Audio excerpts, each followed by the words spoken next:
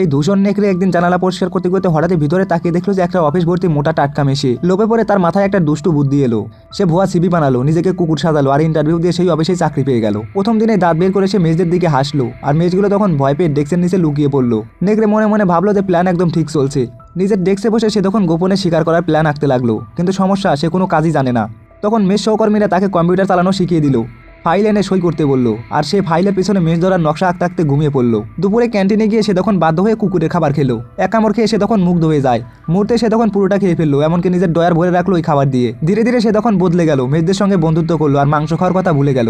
বছর শেষে বোনাস পেয়ে সে তখন সবার জন্য তাজা সবজি কিনে আনলো, কিন্তু সেদিন সে খুব ক্ষুধার্ত ছিল। ডয়ার খুলে দেখে যে সব খাবার শেষ। ঠিক তখনই এক মেজ সহকর্মীর শরীর থেকে মাংসর গন্ধ ভেসে এলো। তখন তার ভেতরে নেকড়ে জেগে উঠলো। নিজেকে সামলাতে সে তখন লিফটে ঢুকলো, কিন্তু ভিতরে ঢুকলো আরো অনেক মেষ। হঠাৎ কেউ টমেটো জুস ঢেলে দিল। লাল রং দেখে সে আর নিজেকে আটকাতে পারলো না। লিফটের দরজা খুলতেই দেখা গেল যে একটা মেষের মাথা তার মুখে। তখনই সত্যি ধরা পড়ে গেল। কুকুর বস বুঝে গেল যে সে আসলে নেকড়ে।